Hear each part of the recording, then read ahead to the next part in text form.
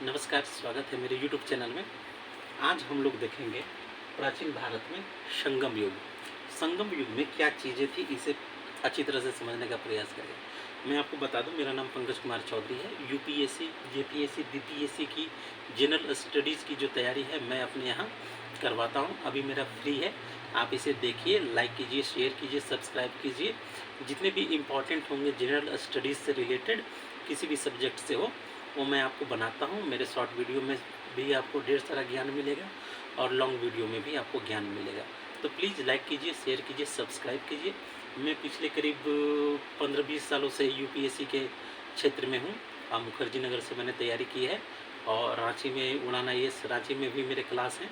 आप देखिएगा, उड़ान IAS Ranchi by Pankaj sir, उसमें मेरे वीडियो आएंगे। अभी फ़िलहाल मैं चाणक्य IAS अकेडमी में टीचर हूँ, वहाँ मैं पढ़ाता हूँ और कंटेंट राइटर भी हूँ, लेखक भी हूँ, ठीक ना। तो आज हम लोग समझेंगे संगम युग के बारे में। तो संगम युग में लोगों को बहुत दिक्कत होती है, बच्चों को खासकर बहुत ज़्यादा परेशानी होती है। तो इन्हीं परेशानियों को आज हम दूर करने का और बहुत अच्छी तरह से समझते हुए चलेंगे, ठीक ना। सुनते हुए चलेंगे, समझते हुए चलेंगे। देखिए, सुदूर दक्षिण के जनजीवन पर पहले पाल संगम साहित्य से ही स्पष्ट प्रकाश पड़ता है। दक्षिण भारत के जो इतिहास है, अगर उसको हमें जानना है तो संगम साहित्य पे ज़्यादा हमें निर्भर रहना पड़ता है। समुद्री व्यापार में दक्षिण के महत्व पर पेरिप्लस ऑफ द एरिथियन सी नामक कृति द्वारा पर्याप्त प्रकाश पड़ता है, ठीक ना। अब यहाँ हम लोग देखेंगे कि समुद्री व्यापार दक्षिण भारत में अक्सर पहले के ज़माने में प्राचीन भारत में भी होते थे, रोम से भी होते थे, ठीक ना। तो समुद्री व्यापार में दक्षिण के महत्व पर जो प्रकाश पड़ता है, एक अज्ञात लेखक था, उसका पता नहीं है, उसने किताब लिखी थी पेरिप्लस ऑफ द एरिथियन सी।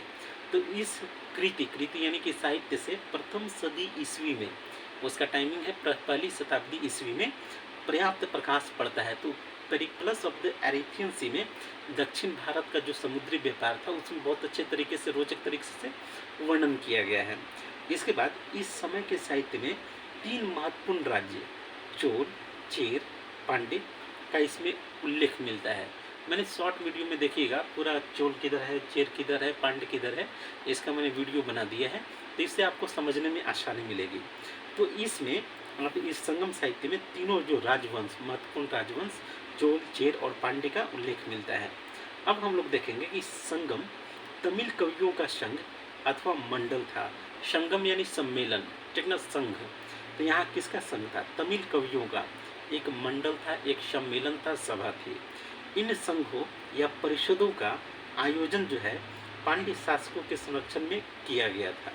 इन जो संघ या परिषद का जो आयोजन होता था, ये पांड्य शासक जो थे, इनके संरक्षण में हुआ करता था। और पांड्य शासक प्राचीन भारत से लेके, आप देखिएगा भारतीय इतिहास में प्राचीन भारत से लेकर जब मध्यकाल में आइएगा, जब मलिक काफूर का साउथ में आक्रमण होता है, तो याद होगा आपको, वहाँ पे भी उस समय, उस ज़माने तक पांड्य राजवंश था। जब मलिक काफूर का दक्षिण भारत में प्रवेश होता है, लूटपाट होता है, तब आप देखिएगा कि वहाँ 2 पांड्य भाइयों में लड़ाई चल रही थी। तो यही पांड्य राजवंश है। अब यहाँ देखेंगे, मदुरा में मंडल अथवा सम्मेलन के रूप में तमिल कवियों का एक संगम पर्याप्त समुन्नत स्थिति में था।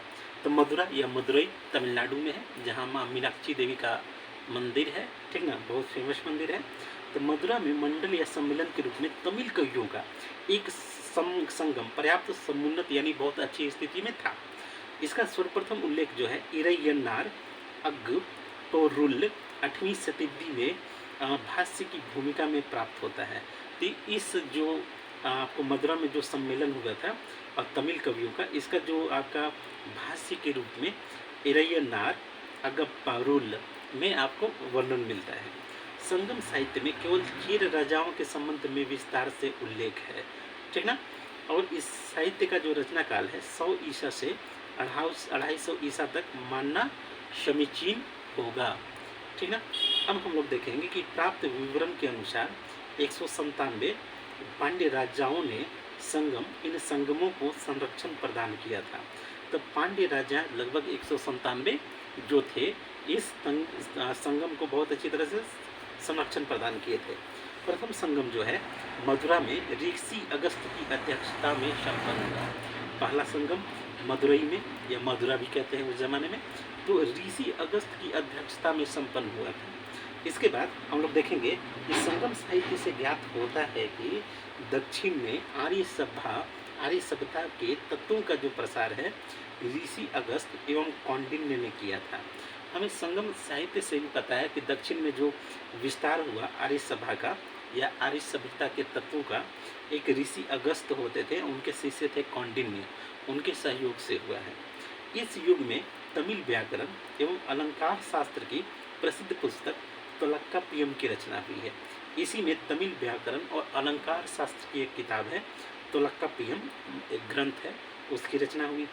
धर्म शास्त्रों में इस तरह का व्याकरण ग्रंथों में भी 8 प्रकार के विवाहों का उल्लेख मिलता है, यानी उस जमाने में भी 8 प्रकार के विवाह हुआ करते थे। अब यहाँ देखेंगे त्रिपुका, पुलियर, चेर, चोल, पांड्य तीनों राज्यों का संगम स्थल था।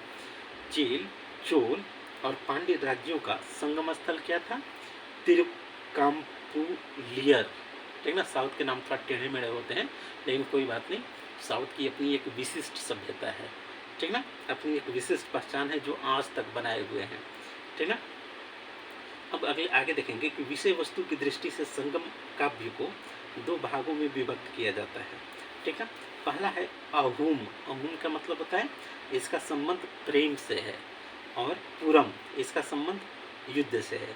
अहूम प्यार से संबंधित है, प्रेम से संबंधित है, और पुरम जो है युद्ध से संबंधित है, ठीक ना। तो ये संगम जो काव्य हैं विषय वस्तु की दृष्टि से 2, एक है अहूम, दूसरा है पुरम। संगम साहित्य का एक और विभाजन उनमें वर्णित तमिल प्रदेशों के विभिन्न भौगोलिक क्षेत्रों के आधार पर किया जा सकता है, ठीक ना। अब यहाँ हम लोग देखेंगे कि तमिल साहित्य का एक और विभाजन किया गया है जो उसमें वर्णित तमिल प्रदेशों के विभिन्न भौगोलिक क्षेत्र। तमिल में भी कई भौगोलिक क्षेत्र हैं, जैसे कुरिंजी। कुरिंजी का मतलब होता है कि पर्वतीय प्रदेश जहाँ ढेर सारे पहाड़ पर्वत हैं। नीथल, नीथल का मतलब होता है समुद्र तट।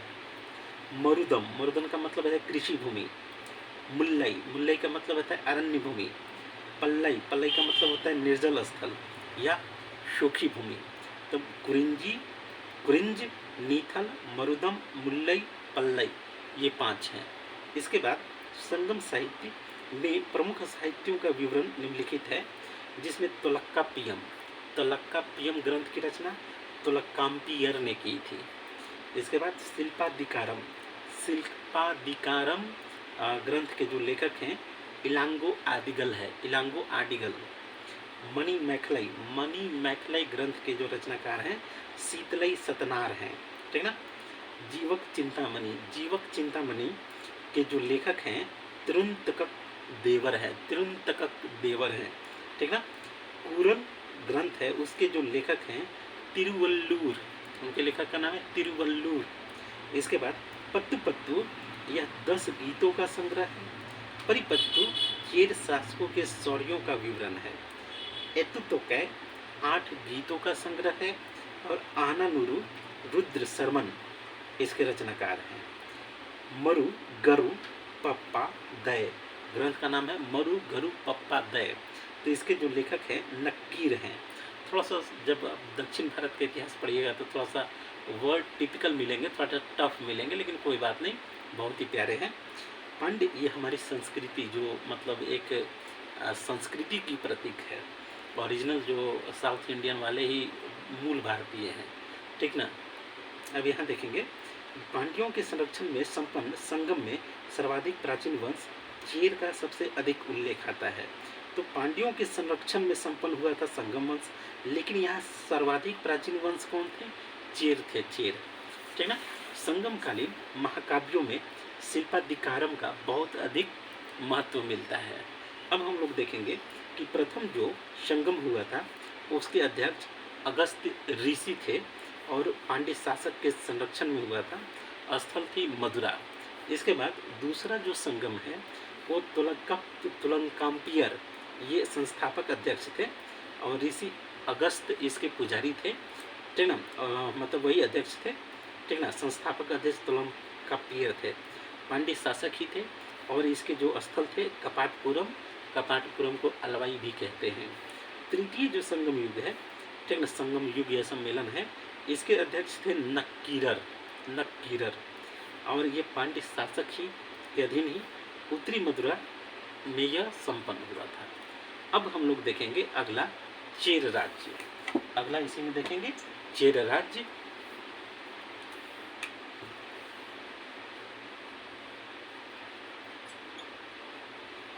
चेर राज्य, ठीक ना, इसमें हम लोग देखते हैं कि चेर राज्य कुडावर, विल्लवर, कुट्टवर, पुरैया, मलैया, वनावर आदि नामों से जाना जाता है। चेर राज्य को कुडावर, विल्लवर, कुट्टवर, पुरैया, मलैया, वनावर आदि नामों से जाना जाता है। चेर राज्य का जो प्रतीक चिन्ह है वह है धनुष। चेर राज्य का प्रतीक चिन्ह क्या है? धनुष। उदयन जेरल जो हैं इस वंश के प्रथम शासक थे। उदयन जेरल जो हैं इस वंश के प्रमुख शासक थे। उसने महाभारत के युद्ध में भाग लेने वाले वीरों को भोजन करवाया था। किसने? उदयन जेरल ने, ठीक ना, याद रखिएगा। उदयन जेरल ने एक बड़ी पाकशाला, यानी भोजन जहाँ बनती है पाकशाला बोलते हैं, पाकशाला बनवाई थी, जहाँ से वह जनता में उन्मुक्त रूप से भोजन व्यतीत करता है, खुलकर बांटता था। इसके बाद अगले हैं नेंदुन जेरल आदन, ये शासक का नाम है नेंदुन जेरल आदन। तो इसे मरंदई को अपनी राजधानी बनाई। नेंदुन जेरल आदन ने मरंदई को अपनी राजधानी बनाई। उसने मालाबार तट पर किसी स्थानीय शत्रु को पराजित किया था। अनेक यवन व्यापारियों को कैद किया था। अब बड़ी धनराशि हर्जाने के रूप में वसूल किए थे। इसके बाद कहा जाता है कि नेंदुन जेरल आदन ने 7 अभिषिक्त राजाओं को पराजित कर अधिराज की उपाधि धारण की थी। इसके बाद इमयवर्मन, ठीक ना, की उपाधि ग्रहण की। थोड़ा सा साउथ के नाम टिपिकल होते हैं, ठीक ना, जिसका अर्थ होता है हिमालय तक सीमा वाला। अर्थात उसने समस्त भारत पर विजय प्राप्त की और हिमालय पर चेर राज्य का धनुष जो है, चिन्ह जो है धनुष को अंकित किया था। इसके बाद अगले जो चेर के प्रमुख शासक हैं वो है सेनगुट्टवन। सेनगुट्टवन जो है धर्मपरायण कुट्टवन भी कहते हैं या इनको लाल चेर भी कहते हैं। वह चेर वंश के सबसे महानतम शासक था सेनगुट्टवन, ठीक ना। सेनगुट्टवन का यशोगान संगम युग में सर्वाधिक प्रसिद्ध कवियों की श्रेणी में आने वाले परनर ने किया है। उसके पास जहाजी बेड़ा भी था जिसकी सहायता से उसने शत्रुओं पर विजय प्राप्त की, ठीक ना। सेनगुट्टवन ने उत्तर दिशा में चढ़ाई की और गंगा नदी को भी पार किया। तमिल महाकाव्य शिल्पाधिकारम के अनुसार सेनगुट्टवन जो है कौमार्य की जो देवी की उपासना से संबंधित पत्नी संप्रदाय का संस्थापक था। तो ये जो सेनगुट्टवन है एक कौमार्य की देवी हैं, ठीक ना, उनकी उपासना से संबंधित पत्नी संप्रदाय, पत्नी, ठीक है, प तमे हर्षई तत्व संयुक्त नामे दीर्घई संप्रदाय का संस्थापक था। तो मेगास्थनीज के अनुसार दक्षिणी यानी पांड्य देश में नारी का शासन करने और कम उम्र में माता बनने के उल्लेख से वहाँ मातृसत्तात्मक सामाजिक व्यवस्था के संकेत मिलते हैं। तो कोई बात नहीं, भारत में प्रतिसत्तात्मक है, लेकिन कई जनजातियों में, कई क्षेत्रों में मातृसत्तात्मक यानी माँ के नाम से जो पहचान मिलता है वहाँ महिलाओं की ही ज़्यादा चलती है। धन संपत्ति सब पे माँ बहन बेटियों का अधिकार होता है। शिल्पाधिकारम के अनुसार पत्नी पूजा के प्रचलन में पांड्य तथा चोल शासकों के साथ श्रीलंका के शासक भी विशेष सहायक हुए। पत्नी पूजा से समाज के पितृसत्तात्मक प्रथा की ओर अग्रसर होने का संकेत मिलता है। इसके बाद आदिक ईमान नामक चेर शासक को दक्षिण में गन्ने की खेती प्रारंभ करने का श्रेय प्राप्त है, ठीक ना। टॉलमी के उल्लेख से वांजी यानी कुरुबुर नगर के आसपास अनेक स्थलों से रोमन सिक्के प्राप्त होते हैं, ठीक ना। वांजी या कुरुबुर चेरों की राजधानी थी। अब आज आपको संगम युग और चेर राज्य मैंने बताया। अब आगे जो वीडियो बनाऊंगा, ठीक ना, वो आपको चोल राज्य पे बना दूंगा, ठीक ना। चोल को तो आज बढ़ा ही देता हूँ, ये छोटा है। देखिए इसके बाद चोल, अच्छा ठीक, चोल राज्य सब्सक्राइब कर लीजिएगा, ठीक है। हम देखते हैं यूट्यूब पे लोग मेरा वीडियो जो है अगर 100% देखते हैं तो इसमें से 1 या 2% ही सब्सक्राइब करते हैं। तो प्लीज़ सब्सक्राइब कीजिए। आप सब्सक्राइब कीजिएगा तो भाई मेरा मोनेटाइज होगा तो व्यू से 4 पैसे आ सकते हैं मुझे, ठीक ना। फीस तो मुझे लेना नहीं है, ये तो फ्री सर्विस है, ठीक ना। हालांकि मैंने लिख दिया है, तो आपकी गुरु दक्षिणा है यथाशक्ति यथाभक्ति 11 21 51 जो भी होगा दे दीजिएगा, ठीक ना। दे दीजिएगा तो अच्छा है, कोई बात नहीं।